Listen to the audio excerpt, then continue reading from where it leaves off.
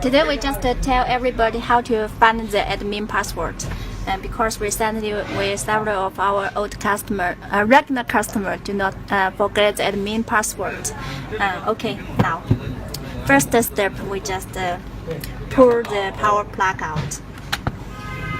Then disarm the panel and make the panel power off. Use the password 1, 2, 3, 4. Okay, now it's power off. Then we just plug again. Please pay attention. Within 1 minute, you must fastly input the 6 0. 1, 2, 3, 4, 5, 6 to end the panel system. Now you can reset the admin password again. Press 1. Set 1 admin password. Then input your new admin password.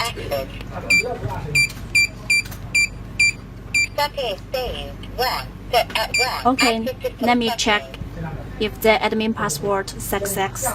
If set success. Enter password.